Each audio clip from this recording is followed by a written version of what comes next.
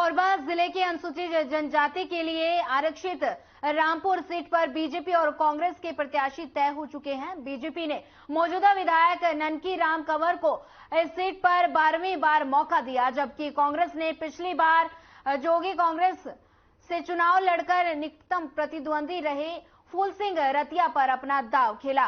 इसी कड़ी में हर खबर की टीम ने रामपुर विधानसभा से बीजेपी प्रत्याशी से बातचीत की। उन्होंने क्या कुछ कहा, देखिए इस खास रिपोर्ट में।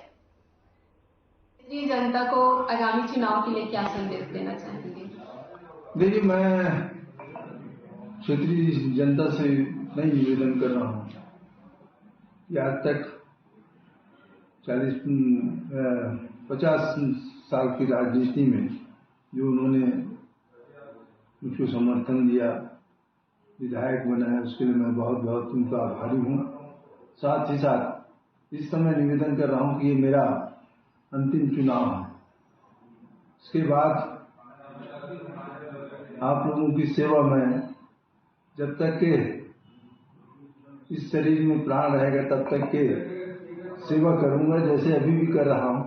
तो क्या कारण है कि कांग्रेस सत्ता में आई? नहीं, देखिए, सत्ता में रहने के बाद में अगर आप ज्यादा कुछ इधर उधर का घोषणा करेंगे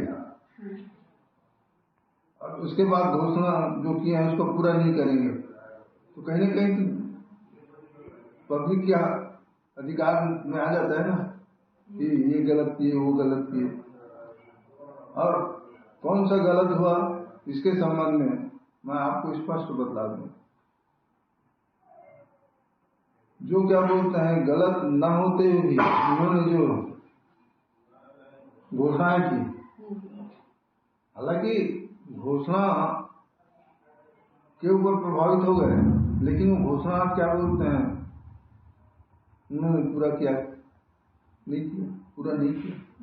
जैसे दारू बंद करेंगे, महिलाएं खुल करके सपोर्ट की होंगी कि है, ऐसा मैं नहीं बोलता, लेकिन की होंगी। दूसरी चीज आप क्या बोलते हैं, पेंशन कितना देने के लिए बोला था उन्होंने, वृद्धावस्था पेंशन 350 रुपए से 1500, कहीं 1000, ठीक है। ये तो चौथा घोषणा तो हो गया ना। अब उसके बाद में इसी को आधार मानकर हम लोग भी चलना है कि भाई इन्होंने गलत बोला था। दारू दिन में करेंगे, दारू में बेईमानी किया है ना, कांग्रेसी दारू बेच रहे हैं फिर, ठीक है ना। जब आपकी सरकार आएगी तो आप क्या करेंगे? आपकी क्या के मॉडल रहेंगे? देखिए, सरकार आने के बाद में तो भाई एक व्यक्ति का डिसीजन नहीं होता ना, वहाँ तो सामूहिक डिसीजन होता है। इसलिए अभी कुछ भी मैं उसके बारे में बोलूंगा तो गलत होगा ना। उसमें भी तो धोखा हुआ ना। पहले जैसे हम लोग सुनते थे कि दोनों में तय हुआ कि 2 साल के बाद मुख्यमंत्री पद जाएंगे, तो मतलब ये व्यक्तिगत रूप से लांछन तो लगा सकता हूँ ना कि इस तरह से तय हुआ था। अब कहना तो नहीं का था भाई, मेरे सामने तो हुआ नहीं, लेकिन 2-2 साल मुख्यमंत्री रहेंगे, उसमें भी धोखाधड़ी हुआ, धोखा दिया उनको। उनके है ना, दूसरी सरकार आने के बाद में भी वो कमी का भरपाई हुआ, ठीक है। मतलब उसमें भी कमी हुआ, जैसे 1 साल में कितना कमी आता है, 1 साल में कितना बढ़ोतरी होता है, उसमें 2 साल तक मेरे गृहमंत्री काल के बाद में भी 2 साल तक की कमी रहा। मतलब उसका असर 7 साल तक के रहा। उसके बाद फिर बढ़ना शुरू हुआ, ये मतलब मेरा कहा। जैसे कि अभी क्या बोलते हैं, रीपा प्रोजेक्ट हो गया और गौठान, इसमें आप जैसे बोल रहे हैं कि जनता जो है नाखुश है सरकार से, लेकिन ये सुनने में आ रहा है कि इससे तो जनता को लाभ है, महिलाओं को लाभ है, रोजगार मिल रहा है, पैसा मिल जा रहा है। किसी भी किसान से पूछे कि ये खाद बनाए हैं, वो यही बोलेंगे कि मिट्टी मिक्स खाद दिया गया है। भाई केचुआ से तो पत्थर मिट्टी तो नहीं निकलेगा, केचुआ खाद से तो वो निकला, लोग ये शिकायत की। दूसरी बात, गोठान किसके पैसे से बना? पंचायत के पैसे से। अगर आप इसको कहें तो इनको तो जेल में होना चाहिए, देखिए, संवैधानिक अधिकार पंचायत का अधिकार क्षेत्र अलग है, काम करने का भी क्षेत्र अधिकार अलग है।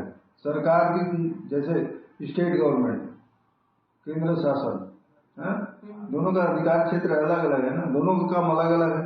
वैसे पंचायत का भी काम अलग अलग है। तो उस अधिकार का दुरुपयोग शासन ने किया है। खनिज न्यास के तरफ से उस जिला को पैसा दिया गया, उसमें भी इतना भ्रष्टाचार हुआ। मैंने तो एक बार माननीय मुख्यमंत्री जी को भी बोला था कि भ्रष्टाचार इतना मत करो, कि लोग क्या बोलते हैं, कल को कहेंगे कि भ्रष्टाचार करते हैं। और आपको ताजुब होगा उसमें जिस भी क्या बोलते हैं उन्होंने काम करने के लिए पैसा निकाला अधिकारियों ने, वो काम हुआ ही नहीं। जैसे मधुमक्खी पालन, उसमें भी लोग जेल गए हैं। तो इस तरह से भ्रष्टाचार इतना आगे बढ़ गया। इसी आधार पर मैं, जैसे अभी आपके द्वारा जो परिवर्तन यात्रा निकाला गया था, तो उसमें क्या लगता है कि छत्तीसगढ़ की जनता कितनी प्रभावित? देखिए, हम जो भी काम जनता के सामने रखते हैं उसका क्या प्रभाव पड़ेगा वो तो भविष्य में बतलाएगा। लेकिन निश्चित रूप से ये तो सरकार को बदलने के लिए परिवर्तन यात्रा रखा था। तो जैसे मैंने जो आपको कारण बताया, जितना भी भ्रष्टाचार के बारे में, कोयला घोटाला के संबंध में, दारू के घोटाला के संबंध में, ये सब लोगों के सामने रखा गया। उसके आधार पर उनको मालूम हो गया कि क्या बोलते हैं भ्रष्टाचार कितना हुआ है।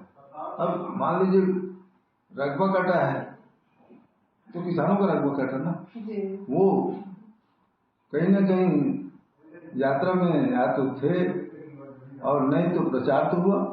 उसके आधार पर निश्चित रूप से उनके समर्थन में हमने कहा, और हम जो बोल रहे हैं उसका समर्थन अभी चुनाव में करेंगे। उनके द्वारा जैसे भरोसे का सम्मेलन किया जा रहा है, तो क्या लगता है कि कितना जनता उनसे प्रभावित हो रही है? क्योंकि जहाँ देखे वहाँ तो देखिए मैं उनका भरोसा वाली बात तो मैंने अभी नहीं देखा हूँ, लेकिन इतना निश्चित है कि आज जो कर रहे हैं सरकार के कांग्रेस के लोग और कल किए हैं, दोनों में कहीं भी मेल नहीं खाता, ऐसा मेरा मानना है। आपके द्वारा पीएससी परीक्षा को लेकर हाईकोर्ट में याचिका दायर की गई थी, इसके बारे में वो तो मैं आधा ही बोल पाया ना जी, क्योंकि बोलूंगा तो पूरा समझ लीजिए बोल भी नहीं पाऊंगा। लेकिन जितना बोला हूँ उससे तो स्पष्ट है ना पीएससी का। तो इसमें युवाओं की और बता रहा हूँ पीएससी का दूसरा रूप, पीएससी में तो जो अधिकारी है उन्होंने किया ना, लेकिन मुख्यमंत्री जी क्या कर रहे हैं मालूम है आपको? वो कर रहे हैं जितने भी रिटायर्ड अधिकारी हैं किया जा रहा है, उससे एक युवाओं की बात करें तो एक पक्ष जो है खुश है और दूसरे पक्ष जैसे पीएससी का मामला देखें तो उसमें नाराज है। तो आप नहीं देखिए, इसमें भी बेईमानी हुआ है। देखिए युवाओं को दे रहे हैं, क्या है, किसी के घर में कोई सर्विस कर रहा है उसको नहीं देंगे, मतलब वो तो बेरोजगार हो ही गए ना। अगर परिवार में सर्विस कर रहा है तो नहीं देंगे। दूसरा ये भी एक लोभ लालच है, अभी दे रहे हैं, मतलब अभी तक तो उन्होंने दिया नहीं, जबकि 5 साल बीत गया उसके बाद दे रहे हैं, तो धोखाधड़ी ये भी तो